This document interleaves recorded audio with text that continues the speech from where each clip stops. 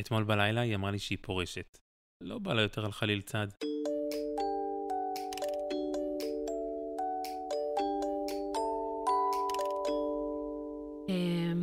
אז השיעורים הראשונים היו נהדרים, והמורה כל הזמן דיברה על איזו חדווה, וכמה היא בעניין, ואיך היא סקרנית, ובשיעור האחרון היא ירדה ואמרה שהיא רוצה לדבר איתי, על הילדה, מעל הראש שלה. והיא אמרה שיש לה המון תלמידים, ויש לה מעט מדי זמן, והיא אומרת להרבה לא, והיא צריכה להתאמן. ואז היא מראה לי דף, שעמנואל צריכה למלא, כל יום כמה דקות היא התאמנה, כי כל שיעור עושים אותו דבר, וזה בלתי אפשרי. אז למה היא בעצם בחרה לומר את מה שהיא בחרה לומר באופן הזה? כי מה, היא מרגישה שהיא כמורה נכשלה או נכשלת מזה שעמנואל לא מתקדמת בנגינה או בקריאת תווים, או שהיא חושבת שאנחנו נרגיש שהיא לא מלמדת אותה באמת? אני חושבת שזה שילוב של השניים. היא עובדת במערכת, יש יעדים, יש מבחנים, יש הורים, מאוד רגילה לאופן הזה. ושנית, כבר נתקלתי בכמה מורות למוזיקה שהן מאוד שמרניות, מאוד, אולי זאת אחת האיכויות שמאפשרת לך בסופו של דבר לעסוק במוזיקה באופן מקצועי, כי באמת צריך פה המון השקעה והתמדה ומשמעת עצמית, אבל עדיין מאוד מאוד דידקטיות, יש סדר לדברים, יש הבניה, ואם הולכים קצת ימינה וקצת שמאלה, זה כבר לא מוזיקה, זה משחק, זה טיפול, זה משהו אחר. אז אני חושבת שזה שילוב של השניים. אולי פחדה קצת שאני לא מרוצה. אולי חשבה באמת שזה יכול למלא אותה במוטיבציה, והיא תצא מהמפגש הזה בתחושת, וואו, אני חייבת להראות למורה כמה... אני לא מאמינה. אני אפילו לא יכולה להמשיך. מה, זה חוויית ריצוי? מה היא רוצה שיקרה? לא, אני לא יכולה לדמיין ילד שיוצא מכזאת פגישה, ואומר לעצמו, אני חייב עכשיו להתאמן, אני הולך לעוף על הכלי, וכל יום לעבוד כל היום, כי זה מדליק לי את התחת. אז איך הגבת? וואי. טוב, אתה נוגע עכשיו בנקודה ממש רגישה, כי יש לי עניין עם ריצוי, ויש לי עניין עם מבוכה. הרבה פעמים בחיינו, בחיי כאימא, מולה, לא הגבתי בזמן אמת. ואחר כך הייתי צריכה להסביר ולפצות ולגשר ולתווך, ורציתי לאכול את עצמי. על זה שכאילו היה לי נעים מהמבוגר האחר, כאילו רציתי להביך אותו, אז לא אמרתי, אבל בעצם השארתי את הילדה שלי בלי הגנה. אז הפעם הצלחתי. מה? עניתי לה. אמרתי לה, אני ממש מבינה מה את אומרת. יכול להיות שזה לא מדויק לעמנואלי, כי היא נורא מוכשרת, ונורא אינטליגנטית, ואולי פשוט זה לא כל כך מעניין אותה, או שאולי יש דרך אחרת שהיא יכולה ללמוד בה. אז אנחנו נחשוב מה מתאים לנו, ואנחנו נחזור אליי. וכשאת אומרת לה את הדברים האלה, את מסתכלת על עמנואל? בטח, והלב שלי מתרחב, ואני רואה את החיוך שלה מאוזן לאוזן, ואני אומרת לעצמי, רגע, מה קורה אצלה? וואו.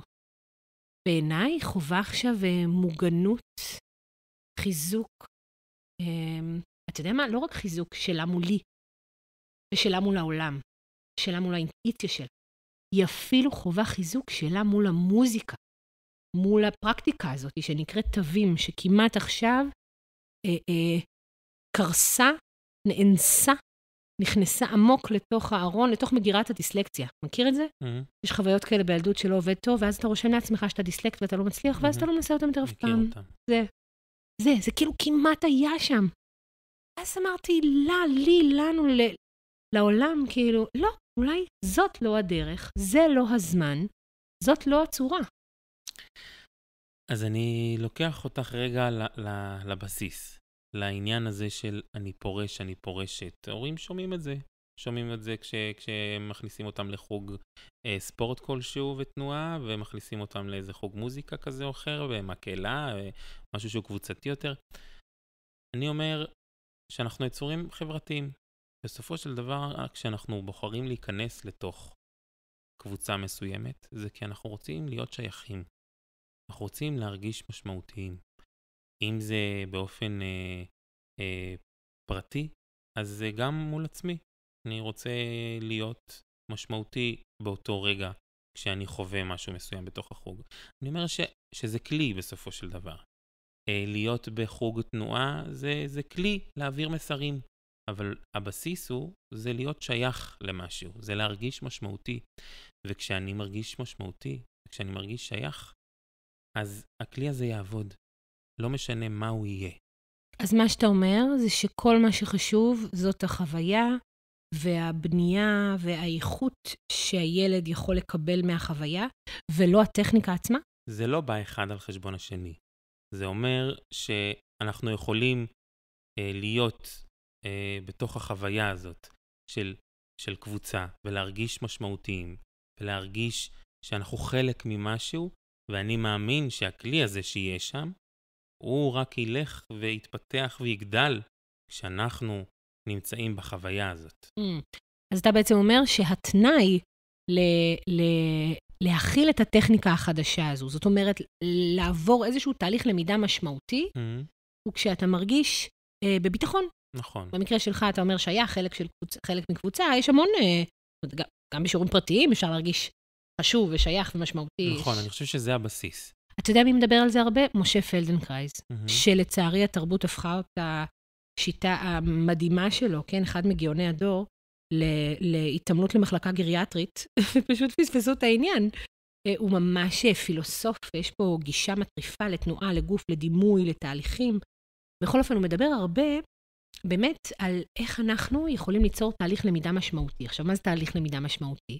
זה לא לזכור משהו בעל פה, זה בעצם לשנות משהו בהרגלים שלנו. להכניס למערכת משהו חדש. והוא מדבר על המון אלמנטים, נקרא להם עקרונות, ואני ככה מצאתי 3 עקרונות שנראה לי מדליק לדבר עליהם בהקשר הזה של החוג למוזיקה, או בכלל חוגים וילדים שמתפרשים מחוגים. אז ראשית זה משחקיות, שנית זה ללכת עם התלמיד, ושלישית זה הרפיה. ואני אגיד על זה כמה דברים מתוך הכובע שלי כמורה. בכלל פלדנקרייז מדבר הרבה על להתבונן בתינוק. שם הוא נולד כאילו נקי. ויש שם משהו נורא חזק שנקרא מוטיבציה. והמוטיבציה היא מוטיבציה הישרדותית. היא לא לרצות, היא לא שימחאו לו כפיים. זה כבר שלב טיפה יותר בוגר של הינקות. אני מתכוונת לשלב הזה שבו הילד חפץ בבקבוק כי הוא רעב, אז הוא מושיט את היד שלו. יש פה ממש רצון להתקדם למשהו כדי לשרוד, כדי להחזיק תפוח, כדי לתפוס במשהו. הדברים הבסיסיים האלה, יש פה מוטיבציה פנימית כל כך חזקה, שכבר נוצרת התעניינות. עכשיו, מה שמאפשר לילד ללמוד אותה, זה העניין הזה של המשחקיות. מה הכוונה? הכוונה היא שאין נכשל. אין ציונים. הוא מנסה שוב פעם ושוב פעם ועוד פעם. אז אולי זה גם המקום הזה של לא להתערב. חד משמעית. להניח לזה לקרות. חד משמעית. זה המקום, זה הסעיף הבא של ללכת עם התלמיד. שזה לא אני באה ואומרת, בוא תנסה שוב. העניין הזה של משחקיות, כשאומרים משחקיות, אנשים ישר חושבים שקופצים ועושים שמח. אני מתכוונת למשחקיות שאין ציונים, ואז אפשר לשחק עם המטריה. אפילו בוא נלך רגע לעולם אחר, אוקיי? לעולם המיניות. טינאג'ר. אי אפשר ליהנות מסקס בלי משחקיות. אתה חייב לבדוק קצת מה נעים, מה לא נעים, לבד, ועם בן זוג, ומה נוח לי, ולמה אני נמשכת. יש פה איזה עניין, ואז אני מגיעה לבגרות כבר, כשאני יכולה ליהנות מסקס, כי שיחקתי הרבה. ואם מישהו היה מחלק לי ציונים בדרך, זה היה מקווץ אותי, והיה מונע ממני לגלות המון דברים. אז בעיניי למידה משמעותית, כזו שאני אוכל באמת להשתמש בה, והיא תשנה לי דברים במערכת, חייבת להיות במשחקיות. אף אחד לא צופה בי, אף אחד לא מבקש ממני, אף אחד לא מכריח אותי, אין מבחנים. אז המקום הזה של לגלות את הדברים בעצמך, הוא עניין קריטי. כן, ואז יבואו ויגידו, כאילו, אם אני לא אדחוף אותם, הם לא יהיו סקרנים. אז אני באה ואומרת שהבעיה מתחילה בגיל 4, נגיד, שדוחפים אותם לגן, ופשוט מתחילים לרבע את המוח האמורפי והגדול והרב צבעי וצורי שיש להם, צורני שיש להם, ולהקטין ולהקטין ולצמצם. יש שעה שצריך לאכול, יש שעה שצריך לישון, יש שעה שצריך לעשות חוג חיות, יש סיפור X שצריך לשמוע, ומשהו בהקשבה שלי, עכשיו זה לא שלעמוד במסגרות או יעדים או לקבל מרות, אלו דברים גסים, חלילה. רק כשזה כל החיים, והחיים היחידים שהם מכירים, אז כבר יתר המיומנויות הן לא נגישות. אני לא יודעת מתי אני רעבה. אין לי מושג מתי אני עייפה. אני לא יודעת מה מעניין אותי, אני לא יודעת מה כיף לי. הכל תלוי במשהו, הכל סובב סביב באמת תבניות מסוימות שנבנו שם. זה לא סתם משהו, זה מבוגר אחראי שמנהל פעילות. זאת אומרת, לתת לי להיות לבד עם עצמי, או להיות לבד עם חברים, זה ממש מיומנות שמתקשים בה היום. וגם רגע העניין הזה של באמת לתווך כל הזמן. גם זה עניין מבחינתי. שלא לאפשר לחוות את החוויה בעצמך. לנסות לגלות את הכלי, לצורך העניין מזה במוזיקה, אז לנסות לגלות איך אני נושף ברגע בתוך החור הזה ומגלה את הצלילים בעצמי. רגע אני לוחץ על מקומות ומגלה איזה צליל נוצר שם, אלא ישר להיכנס לתוך איזשהו מסלול של לימוד תווים, לאיזשהו מסלול שאני צריך לעשות כמה דברים בסדר מסוים כדי שיקרה משהו. שזה אולי מתאים לחלק מהאנשים, ואולי גם זאת הדרך באמת להיות מוזיקאי. השאלה היא אם כל ילד שבא לחוג מוזיקה רוצה להיות מוזיקאי. או שמוזיקה זה תפקידה בחיינו. בוא נדבר רגע על תפקיד של מוזיקה בחיינו. אין לי מספיק מוזיקה בחיים לצערי, אבל אני כל כך, הלב שלי כל כך מתרחב בכל פעם שאני שומע מוזיקה. העיניים שלי נפתחות ונהיה לי חם, ואני יכול גם לדמוע, וזה מכניס כל כך הרבה רגש לתוך הגוף. לצערי פחות ופחות, אבל דווקא בתוך הבית עם המשפחה אני מרגיש שהמוזיקה הזאת קיימת, אולי גם בזכותך ובזכות הכלים שאת מביאה לתוך הבית, גם התנועה וגם המוזיקה עצמה. אבל זה באמת פותח את הלב, זה מחבר. וואו, ממש, מסכימה עם כל מילה, ואפילו מוסיפה שזה מלבד כל המקום הרגשי, הרוחני, היצירתי שהיא פותחת, המרגיע, יש בה גם המון מתמטיקה. זאת אומרת, אם נכנסים לעומקה של המוזיקה ולתבניות ולהבנה, יש פה גם חשיבה של דפוסים, של חזרתיות, זה מדהים, זה מדהים, זה פשוט כלי מדהים. ותחשוב באיזו חוצפה אנחנו פשוט לוקחים את זה מהחיים שלהם, בגלל לא יודעת, הם לא בשלים קוגניטיבית לקרוא תווים, אולי, זה שפה, ארוך, טוב, אנגלית, עברית, זו שפה. זה לא רק לוקחים, זה יותר קשה מזה. זה גורמים להם להבין שזה לא שייך, העולם הזה לא שלהם, הם לא שייכים לזה. שזה עוד יותר קשה. זה גם לא פאן, זה לא פאן. זה כאילו גם עכשיו צריך להבין. אז הנה, אנחנו בדיוק מדברים על העניין הזה, של ללמוד מתוך חוויה, של להרגיש שאתה חלק מהמשהו הזה, שמתרחש, שמתקיים, שאתה חווה אותו בהנאה, מתוך רצון, מתוך תשוקה. אז הנה, אתה מדבר על תחושות, אני רגע נותנת את הפרקטיקה מתוך הסטודיו. אז דיברתי על משחקיות, אני אגיד רגע, על ללכת עם התלמיד, זה בדיוק מה שאתה אומר עכשיו. זה לא להכריח אותו, זה לא להגיד לו, זה לא לתווך לו תמיד. אוקיי? אפשר לסירוגין, זה דינמי, אני סומכת על איש חינוך או אשת חינוך, שזה תפקידה, שתהיה לה את הרגישות הזו, אבל המקום הזה של אם התלמיד מביא איתו משהו אחר, לכי עם התלמיד. הוא יודע משהו שאת לא יודעת על סוג הלמידה שהוא צריך עכשיו. כי גם בסוף, אחרי 10 או 20 שיעורים, הוא ידע לנגן על חליל. נכון. וגם אולי יסכים הרבה יותר בקלות לפתוח את ליבו לעולם התווים שמאתגרים אותו. אתה יודע, זה מוביל אותי לעיקרון השלישי שנקרא הרפאיה. אני אגיד על זה משהו חשוב. אני קוראת לזה בסטודיו תיאוריות הבינוניות. כן? מצוינות זה הבינוניות החדשה. ואני יודעת, הורים מתכווצים שם בכיסא, אבל אני אומרת לך, תקשיב, ממי, כשמשהו קל לנו, הוא נהיה נעים. וכשנעים לנו, קל לנו להתמיד במשהו. הגיוני. ואז יש מוטיבציה פנימית. ועכשיו אפשר להתחיל להתאתגר. כי בני אדם הם יצורים חושבים. אולי נפסיק כבר להפוך אותנו לרובוטים מפגרים כאלה, שאם לא יספרו לנו שהייתה מהפכה צרפתית, לעולם לא נגלה שיש מהפכה צרפתית, וכל היום נרצה לשתות אלכוהול ולראות טלוויזיה. לא נכון, לא נכון. פיתגורס המציא את המשפט הזה, ופיקאסו צייר כי הייתה לו תשוקה. אנשים מגלים דברים, האנושות התפתחה הרבה לפני בתי הספר. אני לא יוצאת חוצץ נגדם, אני רק אומרת שבואו ניתן קצת קרדיט לסקרנות האנושית. והעניין הזה של קלות, אנשים נבלים ממנו, יהיה לי קל, יהיה לי קל. איזו צביעות. הרי כשאנחנו מבוגרים, אנחנו דואגים יופי שהחיים יהיו לנו קלים. אבל אני לא אומרת שהכל דבש ואנחנו לא עובדים קשה ואין אחריות. לא, זה לא מה שאני אומרת. אבל תראה לי כמה אנשים קמים כל בוקר שונאים את איך שהם נראים, מתלבשים עם בגדים שהם לא אוהבים, הולכים לעבודה שלא כיף להם בה, אוכלים אוכל שהם לא אוהבים, ולא ישנים. לא קורה.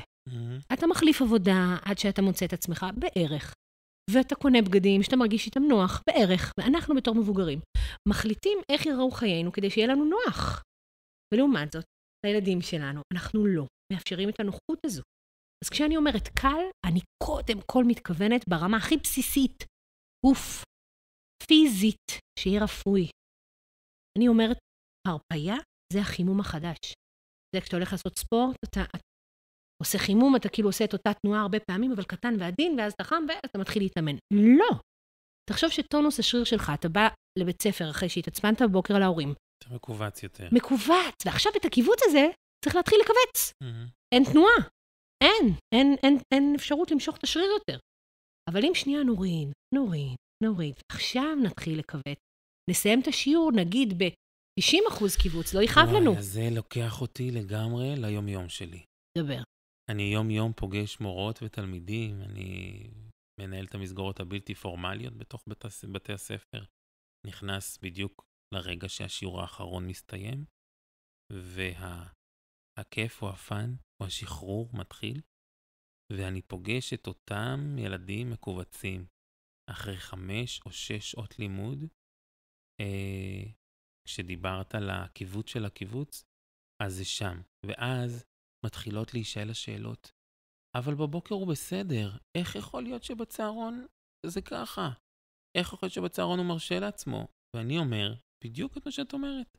כשבבוקר אתה כל כך מקובץ, ואתה כל כך רגע שומר על עצמך, ומשתדל ממש בשביל, לרוב, בשביל מישהי אחרת, בשביל אותה מורה שעומדת מולך, רק אולי שלא תגיד להורים גם, שלא התנהגת יפה בבית ספר, או עשית כל כך הרבה רעש, או התהלכת בכיתה, ואז אני פוגש אותם אצלי בצהרונים שלי במסגרת אחר הצהריים, כשהם כבר לא יכולים להחזיק את אותו שריר המקובץ, שהם כבר רוצים לצאת החוצה, להתפרק ולצעוק פיזית כבר. וזה נורא מבאס אותי, שבבוקר אין את התחושה הזאת שאתה יכול להרפות, ואת התחושה הזאת שאתה יכול להרגיש באמת שייך. אין אותה בשום שעה ביום. בשום שעה ביום, ואתה יודע מה, שוש? אף אחד לא אומר את זה בקול רם, כי זה מקבץ נורא. אנחנו לא פנויים אליהם. אנחנו עובדים ועסוקים, והכל בשם לדאוג לעתיד שלהם, ואף אחד לא דואג להווה. אנחנו לא נוכחים, ואיך נוצרת תחושת ביטחון אצל ילד? כשההורים שלו שם. לא כשהוא מנגן בחלילית ומופיע והולך ל14 חוגים ומקבל 100 במתמטיקה. לא. צריך להסביר את זה ולהגיד בקול רם שתחושת שייכות וביטחון ניתנת לא בזכות כסף, ולא בזכות זמן איכות מוגבל בבאולינג. היא ניתנת בזכות אמא שנמצאת שם סתם, ועושה כלום, ומבזבזת את חייה על עקרות בית. זה ממש מבאס להודות בזה, כי גם אני אמא, וגם אני גיליתי שאפשר לחיות ולעבוד וליצור ולהיות בעשייה, והמחשבה שאני אוותר על זה כדי להיות בבית, היא מבאסת אותי. זה גם נכון, אני אומרת, אני מבינה גם את הצד השני, אבל בואו נפסיק לרפד את זה, בכל מיני כתרים ונוצצים, וזה טוב לילד, וזה השכלה, והבית ספר מטיב איתו, והחברה, והחוגים, והצהרון, והכל נהדר, ונגיד את האמת. יש אינפלציה בזמן הורים, וזה מה שגורם לילדים להיות בחוסר ביטחון הזה. זה מה שגורם להם כל הזמן להיות במצב מקובץ והישרדותי כזה, של מתי יהיה פה כלום, מתי יהיה פה אמא שתחבק אותי, מתי יהיה פה אבא שקורא עיתון.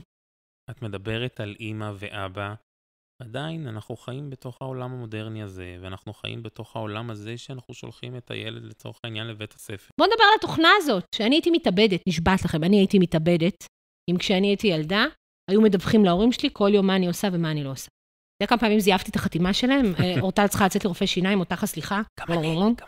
מה? מתי מעשנים? מתי לומדים להתנשק? מתי מבריזים מהשיעור, לובשים שחור וקונים טבעות ניטים? מתי בודקים מי אני? לא, אבל לא רק מתי. האם זה האם זה בסדר? האם מניחים לזה ואומרים זה חלק מהסיפור? זה הכרחי. אם אני לא רוצה לגדול להיות פריקית פרחה, הזויה, עבודה, אני חייבת לשחק עם זה. לחוות את זה. משחקיות. אני חייבת להיכשל ולקבל 40 כדי לבדוק אם זה מביך אותי, אם זה נוח לי, אם זה מטריד אותי. מה המוטיבציה? ולא אם תגיע עם 90 הביתה, אז אנחנו נלך ליום כיף. או אני אקנה לך פלייסטיישן. נדבר על זה שכאילו המוטיבציה היא כל כך לא פנימית, כל כך לא מתוך תשוקה, לא מתוך עניין, לא מתוך סקרנות. היא מתוך ריצוי, היא מתוך חוסר ביטחון, היא מתוך תלות, היא מתוך קיבוץ מאוד גדול, אם דיברנו על קיבוצים, היא מתוך פחד וחשש. אז אתה יודע מה, אם הילד הולך למסגרת כזו, וזו המסגרת וכאילו אין לנו מה לעשות איתה, אז הייתי מצפה שהורה ששומע אותנו יבין לעומק רגע את התהליך הנפשי, הרגשי, החינוכי, שמערכת העצבים יכולה לעבור, ויהווה שם איזשהו איזון. אני לא נכנס לתוכנה הזאת. וזה מה שחשוב. לא מעניין אותי. מה שאת אומרת זאת הנקודה הקריטית. אני אומר שאם אנחנו נמצאים בתוך העולם הזה, הכל כך אינטנסיבי וקשה, שגם ככה ב5 שעות בבוקר, או אצל הבוגרים יותר ב7 שעות, שהם נמצאים בתוך המערכת הזאת, שהיא כל כך הישגית ותחרותית, והכל שם באמת מקובץ, אז לפחות כשאתה מגיע הביתה, אתה מגיע לתוך המקום הבטוח הזה שנקרא בית. אנחנו מדברים עליו כל הזמן, על מה זה הבית הזה. אתה מגיע להורים עם זרועות פתוחות. שאוהבים אותך. שאוהבים אותך, שמקבלים אותך גם כשאתה מקבל 40, וגם כשאתה לא מעוניין להכין שיעורים. צריך לריב עם הילדים על שיעורים. זה דבר שאני מתקשה להבין אותו. הורים מגיעים אליי ביום למחרת ואומרים לי, איך הילד לא הצליח להכין שיעורים בצהרון? איך זה קרה? מה, אני צריכה לשבת איתו עד 7 בערב? לא. מסכנה שלי, מסכנה. את לא? האמא. היא גם צריכה לקלח אותו. צריכה להכין ארוחת ערב. את לא צריכה. את לא צריכה לריב איתו בכלל על זה. זה לא העניין. את יותר מלא צריכה. יכולה לכתוב למורה. אני בסדר עם משהו יספיק. זורמת איתו. אם הילד מפריע למורה, מפריע להלך הרוח בכיתה, זה עניין אחר. אבל אם הילד בוחר להכיל את מה שהוא יכול להכיל, נגמר הסיפור. פה גם שיעורים נועדו לעזור לך ללמוד. לא בטוחה שזה כלי שעוזר ללמוד. אני אפילו בטוחה שזה כלי שלא עוזר ללמוד. מזל שיש מחקרים, פשוט לוקח הרבה זמן לאנשים לקרוא אותם. זה בדיוק המקום הזה של הקיבוץ, זה כמו מבחנים למשל. מבחנים הוכחו חד משמעית כלא משפרים ידע אלא זיכרון. אוקיי? לא תורם להשכלה, להפך, סטרס. כשאנחנו במערכת הסימפתטית וכל הגוף בסטרס, אין תהליכי למידה. אי אפשר. סינפסות חדשות במוח לא יכולות להיקשר. לא יכול לקרות, טכנית, לא יכול. אז סבבה, אני אזכור את הדברים, אני אפלוט אותם בבגרות, ונגמר הסיפור, אני לא זוכרת כלום, לא יודעת כלום, לא יודעת איך לומדים, לא יודעת מי אני, מה אני אוהבת ללמוד, מה אני יכולה לעשות. את יודעת מה מבאס אותי בכל הסיפור הזה? שאנחנו הם אלה שיכולים להרוס את זה, ואנחנו הם אלה שיכולים גם לבנות את זה. לגמרי, אם אני הייתי יוצאת עם עמנואל אחרי השיעור הזה, ואומרת לי, עמנואל, אני משלמת כל כך הרבה כסף לשיעורים האלה. אני מפצירה בך להתאמן כל יום 10 דקות, אני לא מוכנה לזה. אם את לא תתאמני, לא יהיה לך זמן מסך. אם את לא תתאמני, אני אקח לך את הטלפון. אני רוצה לראות כל יום, אני רוצה שנמלא את הדוח הזה ונרשום למורה. אין לי ספק, או שהיינו רבות והיא הייתה שונאת אותי ומסרבת, אוקיי? וילדים אולי קצת פחות אסרטיביים, היו זורמים איתי ושונאים אותי, ושונאים את המוזיקה, שונאים את השיעורים האלה, ובזבזתי פה דברים כל כך הרבה יותר חשובים. ובמקום זה לבוא ולהגיד לה אחר כך, וואי, זאת הייתה שיחה ממש קשה, אמא, זה היה נורא. היא קבצה לי הבטן, עשיתי לבכות. למה היא דיברה עליי כך? אני לא יודעת, בעיניי זה ממש חצוף. אני לא הסכמתי עם מילה. זה מה שהיא אמרה לך? פספסתי את זה לרגע. כן. אמרתי לה, אני לא יודעת, אני לא הסכמתי עם מילה. וואו.